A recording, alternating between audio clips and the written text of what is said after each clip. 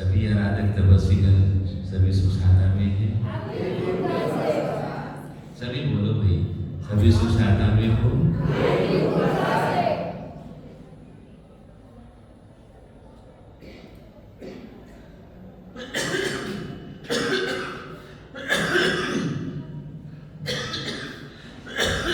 सभी मिलकर के बोलेगा,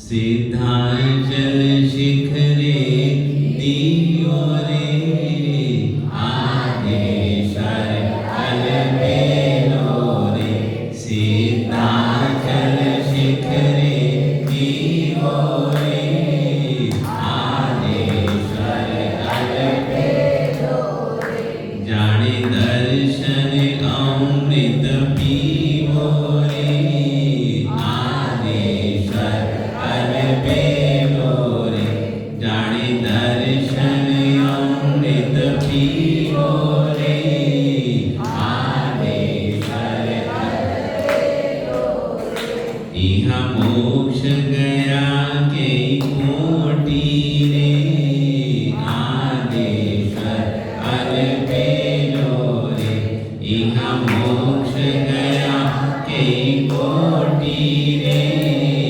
आदेशर अलबेलो रे, अपने पण आशा मोटी रे आदेशर अलबेलो रे, अमणे पण आशा मोटी रे आदेशर अलबेलो रे, सिद्धांचल शिखरे दियो रे आदेशर अलबेलो रे, जाने दर्शन अमृत पीवो रे आदेशर अलबेलो रे, इह मोक्ष गया के कोटि रे आदेशर अलबेलो रे, अमने पण आशा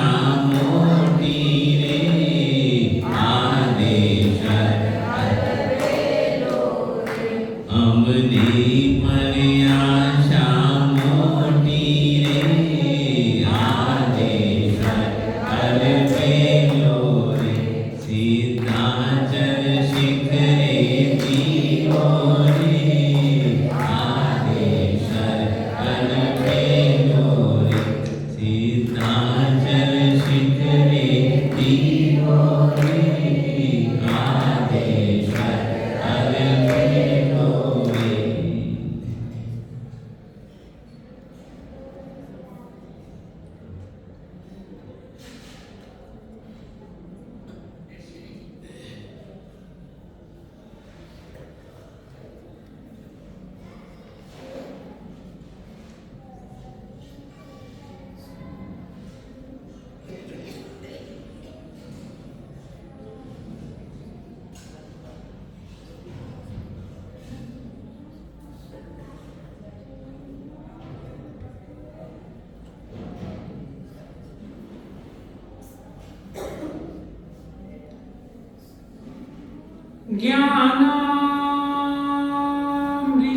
ज्ञानामृतेन लोकानां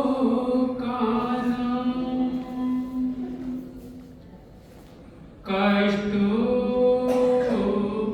छेद विनायिनी,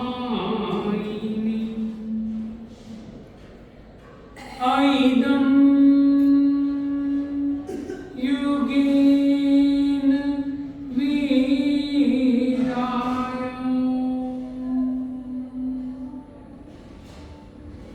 नमो वल्लभ सूरय।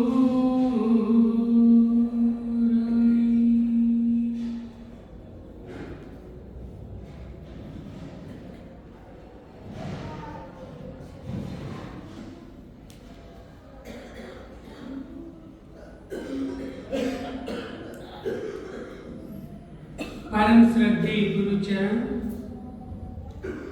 उपस्थित साधु जी महाराज एवं साधु जी महाराज, योग्य महानुभाव, सुशील माताओं,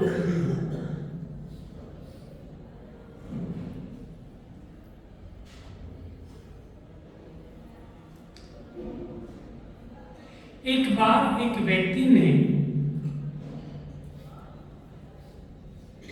नारियल से सवाल पूछा,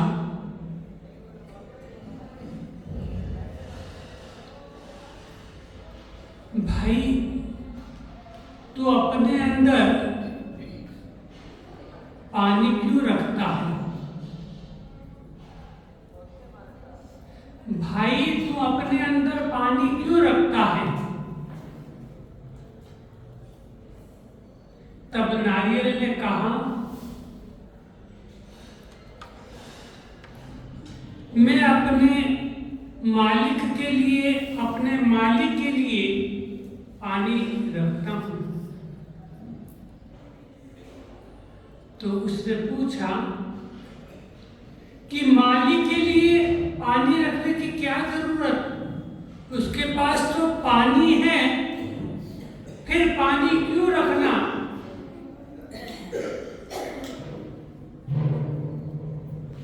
तब नारियल बोला, मेरे अंदर जो पानी है वह उस मालिक के कारण से आया। जब मैं छोटा सा था, बिल्कुल नन्हा सा था, जब मेरा कोई आकार नहीं था, मुझे पैरों तले लोद दिया जाता था, और उस समय में माली ने मेरे को खाद पानी दिया, और उस खाद पानी के कारण से मैं निरंतर आगे ही आगे बढ़ता चला गया, और आगे बढ़ते बढ़ते आज जो मेरा रूप है वो उस मालिक के कारण से है। अगर वह माली मेरा ध्यान नहीं रखता तो शायद आज मैं इस स्थान पर नहीं पहुंच पाता। तो मैं उस माली के लिए ये अपने अंदर पानी रखता हूं, ताकि वह पानी भले मुझे कैसा भी दिया हो, मैं उसके लिए मीठा पानी हमेशा देता रहूं, और उसके उपकार का बदला चुकाता रहूं। इस भावना से मैं यह पानी अपने अंदर रखता हूं। हम लोग भी उस आदिनाथ दादा की कृपा से आज जो कुछ भी है, हम भी बहुत छोटे से थे, और छोटे से रहकर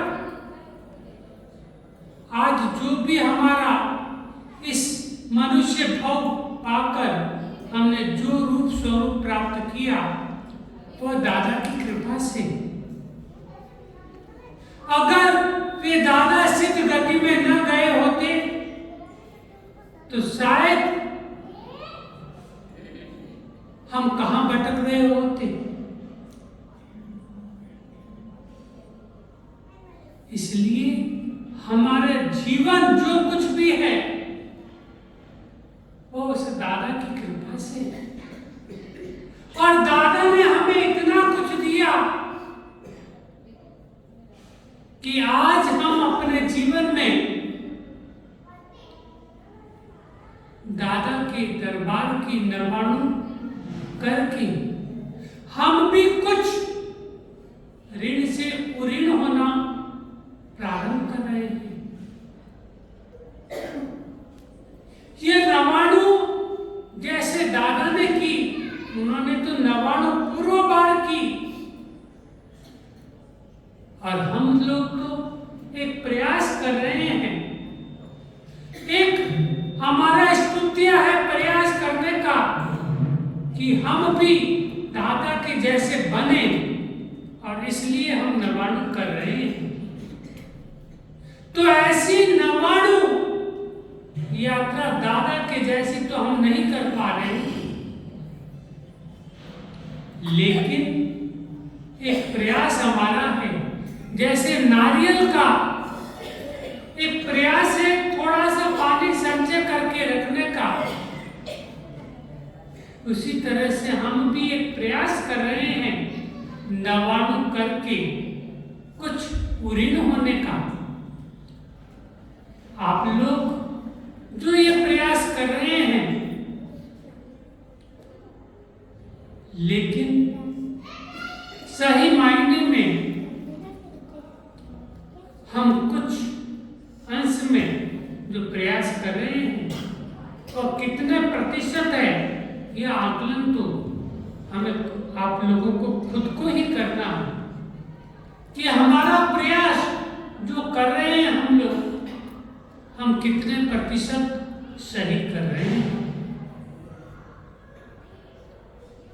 हम अवश्य में अपना आकलन, अपने परीक्षक हम खुद बने।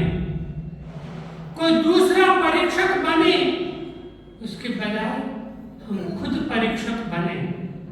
हमारा आकलन हमें खुद कहेगा कि हाँ, आप जो प्रयास कर रहे हो, आप कितने प्रतिशत मार्क्स ला रहे हैं, यह हम खुद निर्णय करेंगे।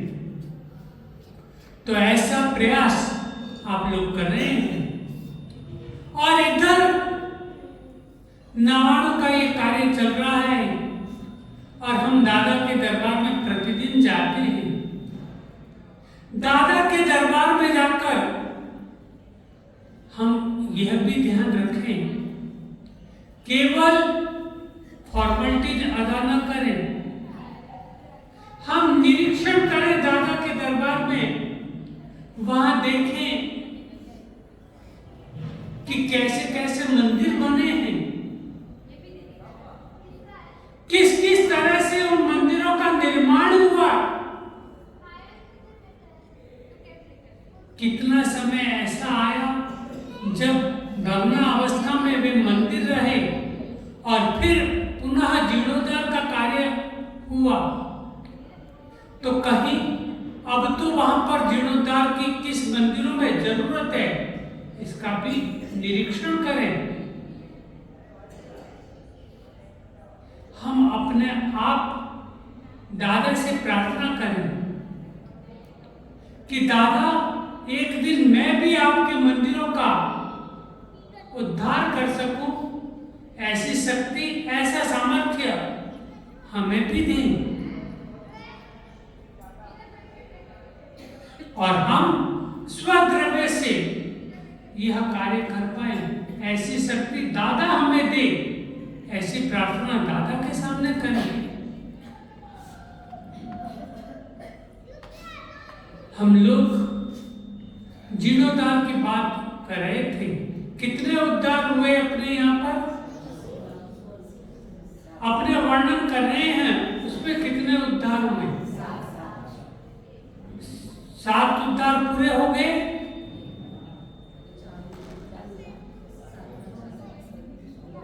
सातवां चालू है। कहां तक पहुंचे?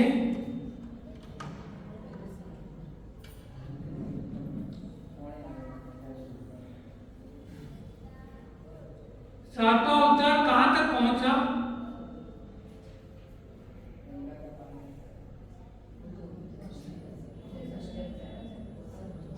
सातवां उद्धार का जो प्रसंग चल रहा था,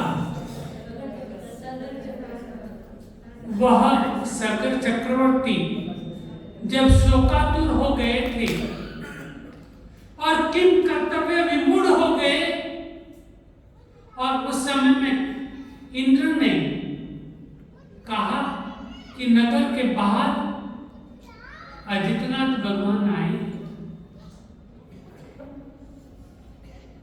उनके पास चले। उनकी देशना का श्रवण करने से जो आपका मन विह्वल बना है वह मन आपका उनकी देशना को सुनकर शांत होगा। और इंद्र के कहे अनुसार राजा अपने पूरे महात्म्य इत्यादि के साथ अजितनाथ राजा के समूह शरण में पहुंचे। समूह शरण में पहुंचकर परमात्मा को वंदन नमस्कार किया। परमात्मा ने देशना प्रारंभ की। देशना का श्रवण करते करते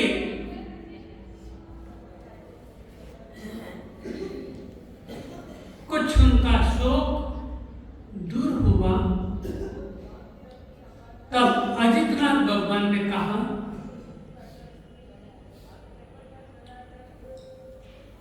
भरत चक्रवर्ती ने शत्रुंजय तीर्थ का उद्धार किया। उसके बाद में अनेक उद्धार हुए, लेकिन अभी भी कुछ मंदिरों को, शत्रुंजय गिरिराज के मंदिरों को जीर्णोद्धार की जरूरत है। आप जीर्णोद्धार के लिए शत्रुंजय तीर्थ की यात्रा करें और उन मंदिरों का जीर्णोद्धार कराएं।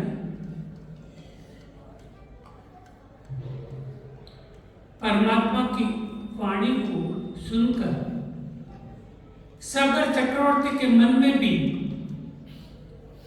शत्रुंजय गिरिराज की यात्रा करने का मानस बनाया। दल बल सहित शत्रुंजय गिरिराज की यात्रा करने के लिए सब परिवार पहुंचे, लेकिन सब परिवार शत्रुंजय गिरिराज की यात्रा पर जाने से पहले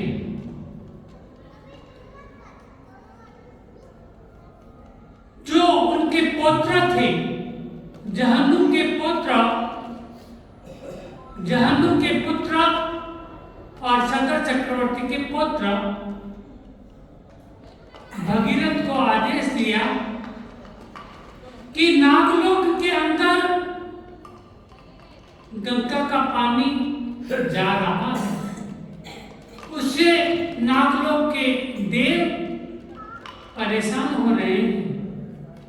तुम जाओ और नागलोक में जो गंगा का पानी जा रहा है उस प्रवाह को, गंगा के प्रवाह को वापस मोड़कर और पुनः भारत की ओर ले आओ।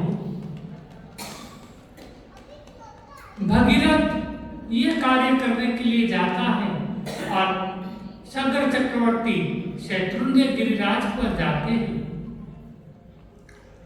शत्रुंजय गिरिराज पर पहुंचे, पहुंचकर आदिश्वर दादा को वंदन नमस्कार इत्यादि किया।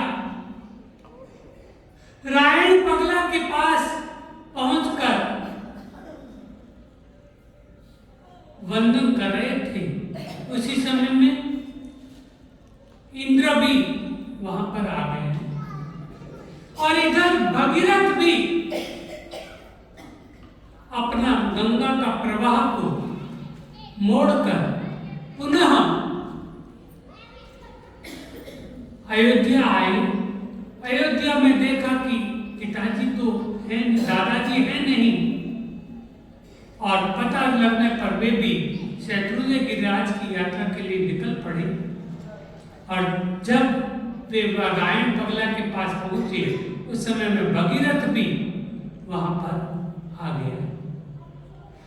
इंद्र, सगर चक्रवर्ती और भगीरथ तीनों खड़े थे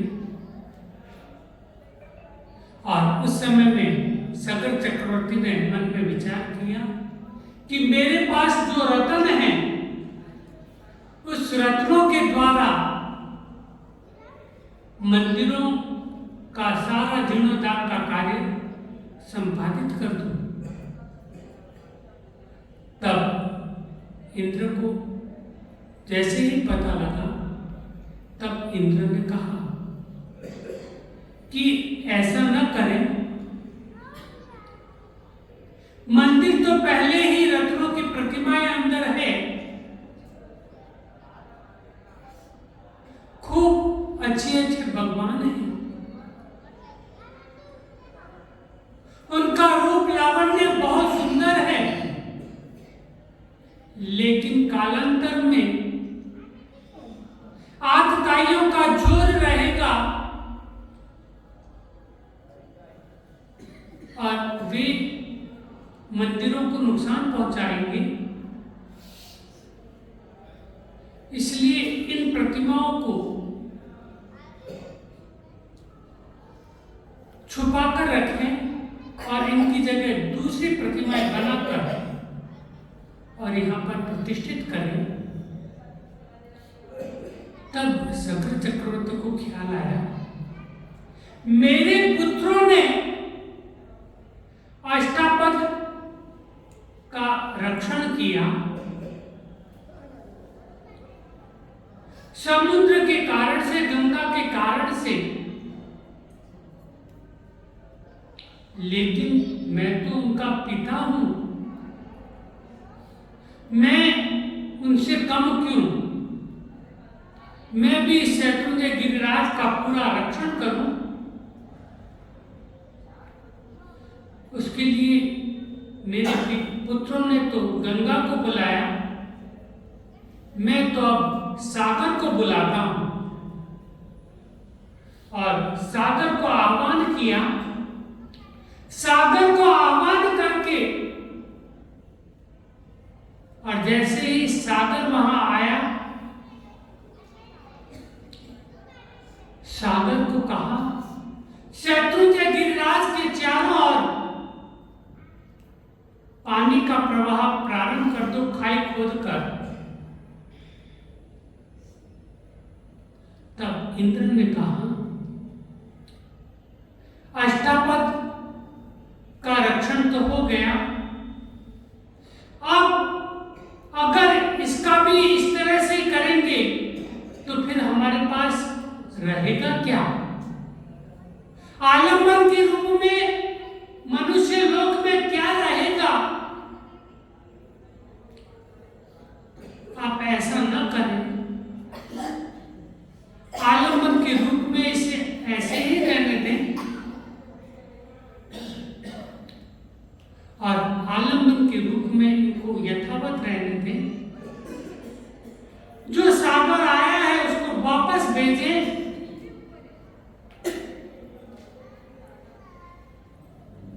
तब सागर को आदेश दिया वापस शंकर चक्रवर्ती ने कि आप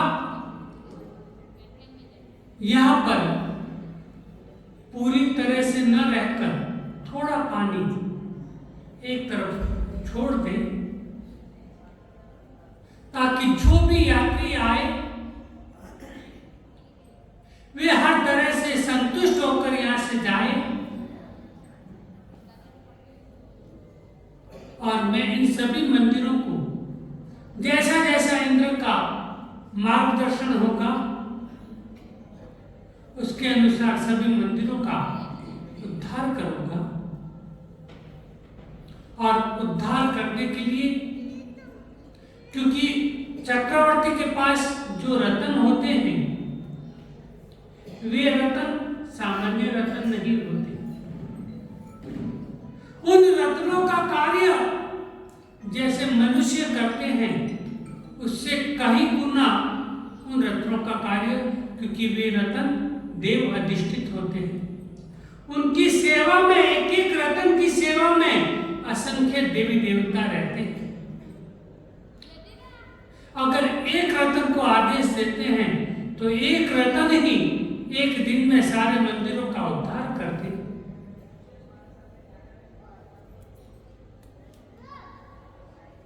ऐसे महाप्रभावशाली रतन चक्रवर्ती के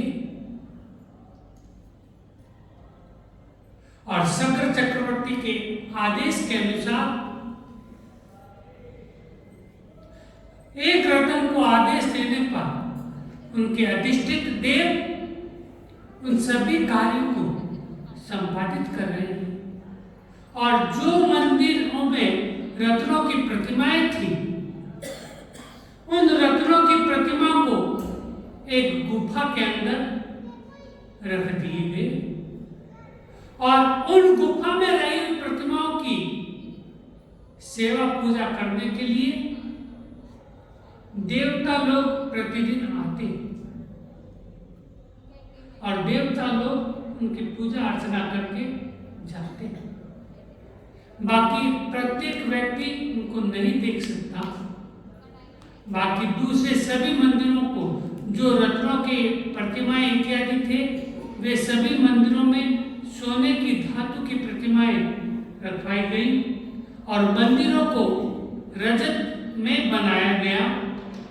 इस तरह से सभी मंदिरों का उद्धार हुआ और यह उद्धार करके सगर चक्रवर्ती पुनः अपने मार्ग की ओर जाते हैं। लेकिन रास्ते में वे कहां पर जाते हैं? रास्ते में वे गिरनार पर्वत पर जाते हैं।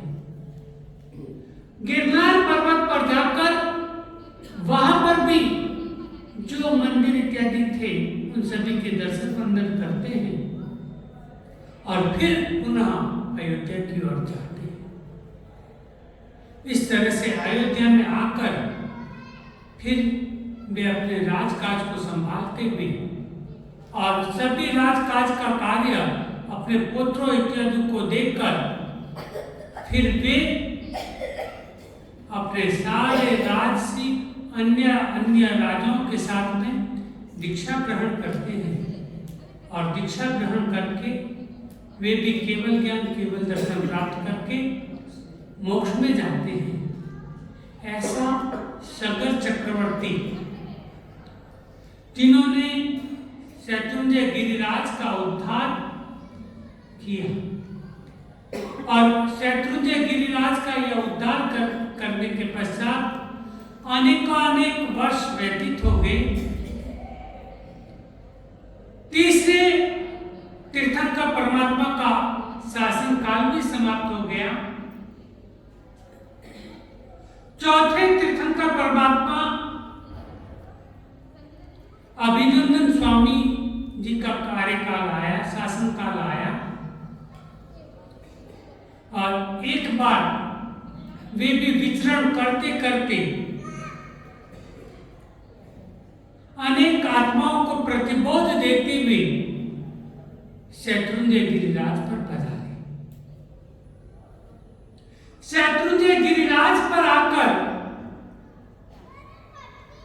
उनका संभव शरण रायण वृक्ष के नीचे संभवसरित हुआ।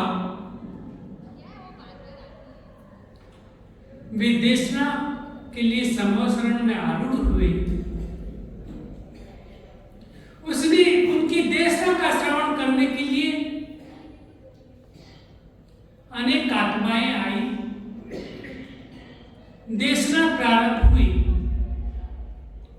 और देशना के अंदर अभिनंदन स्वामी जी ने आदिनाथ भगवान के जीवन के बारे में बताया और आदिनाथ भगवान के जीवन के बारे में बताते बताते शत्रुंजय गिरिराज के बारे में भी वो बताया और शत्रुंजय गिरिराज के बारे में बताकर जैसे ही जीर्णोद्धार के बारे में कहा और उस समय में वहां पर उपस्थित वेंतर निकाय के इंद्रों ने, देवों ने मन में ठाना कि अब यहाँ के सभी मंदिरों का जीर्णोद्धार अब हम कराएंगे और वेंतर निकाय के देवों ने शत्रुंजय गिरिराज का उद्धार करवाया। यह कौन सा उद्धार हुआ? ऐसा 8वां उद्धार शत्रुंजय गिरिराज का संपादित हुआ। तो ऐसे हमारे यहाँ पर पहले 6 उद्धार किनके शासनकाल में हुए? आदिनाथ भगवान के शासनकाल में पहले 6 उद्धार हुए। 7वां उद्धार आदित्यनाथ भगवान के शासनकाल में हुआ और 8वां उद्धार अभिनंदन स्वामी जी के काल में हुआ। तो इस तरह से 8 उद्धार हुए। 9वां उद्धार कौन करवाता है?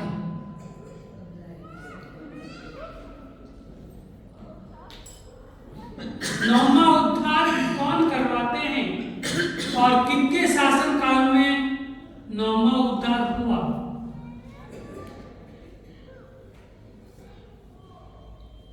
नौवां उद्धार 5वें तीर्थंकर सुमतिनाथ भगवान का शासनकाल भी समाप्त हो गया।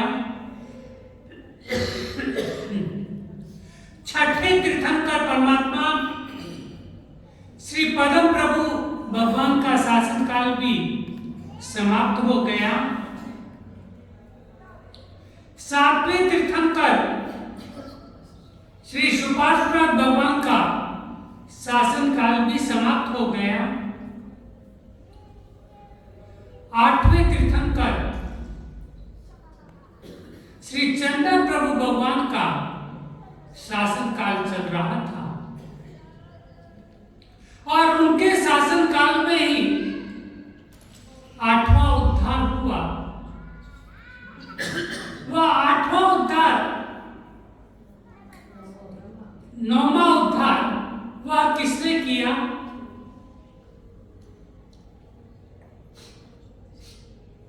वह किया था चंद्रयशा राजा ने।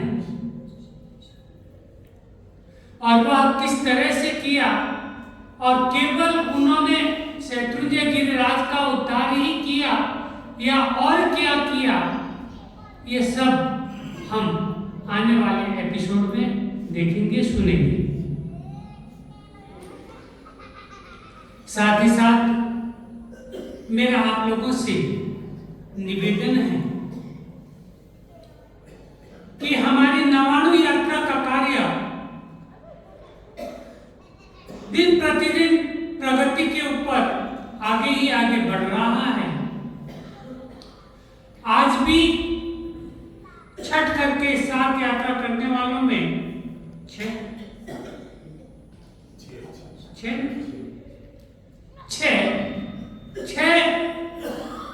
भाविकों ने आज छठ करके साथ यात्रा संपादित की।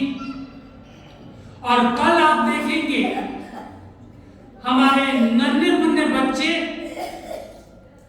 किस तरह से आगे बढ़ रहे हैं और अपनी यात्राएं निरंतर आगे ही आगे बढ़ा रहे हैं। कल भी खूब अच्छी हमारे यहाँ पर छठ करके साथ यात्रा करने वाले आराधक आने वाले हैं, तो उनके बारे में भी कल आप लोग देखेंगे। साथ ही साथ ये यात्रा तो चल ही रही है और इन यात्राओं के साथ साथ हमने 1.5 गांव की यात्रा भी की, 3 गांव की यात्रा भी की, 6 गांव की यात्रा भी की। अब बारी है 12 गांवों की यात्रा की। हमने किसी भी, चाहे 1.5 गांव की यात्रा थी, 3 गांव की यात्रा थी, 6 गांव की यात्रा थी, आप सभी ने जिस तरह से कमर कस के हर यात्रा में खूब अच्छे ढंग से यात्रा पूर्ण की। कहीं ऐसा ना हो कि 12 गांव की यात्रा हम छोड़ दें। हम ऐसा मन में तनिक भी विचार न करें, क्योंकि नवाणु यात्रा का एक पार्ट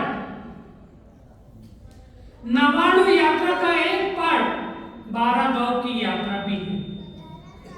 और वह छारीपाली पद यात्रा संघ के साथ में रहेगा। हम सभी अपना मानस अब से ही बनाना प्रारंभ कर दें कि हमको 12 गांव की यात्रा पूरे ठाट बाट के साथ, और जितने भी यात्री हैं, जितने भी आराधक हैं, सबको 12 गांव की यात्रा करना फर्जियात है। और 12 गांव की यात्रा में क्या क्या होता है, किस तरह से होगी, ये सारा तो हम आने वाले दिनों में आपको बताएंगे कि 12 गांव की यात्रा कैसे होती है। छारीपाली 6 नियमों का पालन करते हुए हम किस तरह से 12 गांव की यात्रा संपादित करेंगे, यह सब आने वाले दिनों में भी आपको बताया जाएगा। और कोई सूचना